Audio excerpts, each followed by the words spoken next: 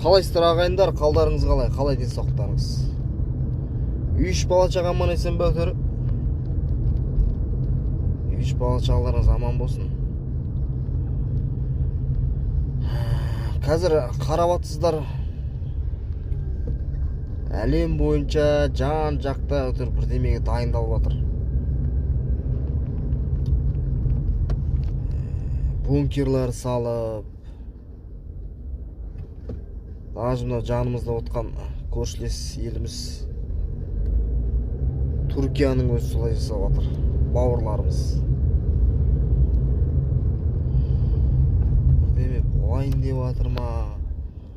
Қандай дайындық болып жатыр?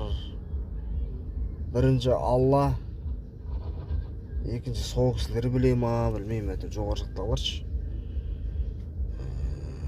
Соған қарап көп ойланасың ғой.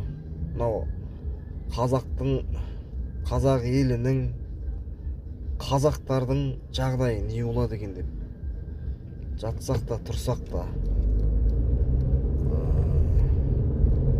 Бала шаға артымыздан өсіп келе жатқан бүлдіршін балапандардың жағдайы қалай болады екен деген ойда.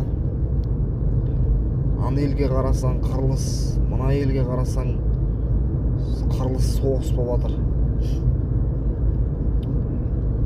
Өліп атқан, тентіреп жүрген әйел бала шаға, не тыныштық жоқ. Еркектер қауымы өзі де аз еді, енді тым азайып баратыр. Масқара.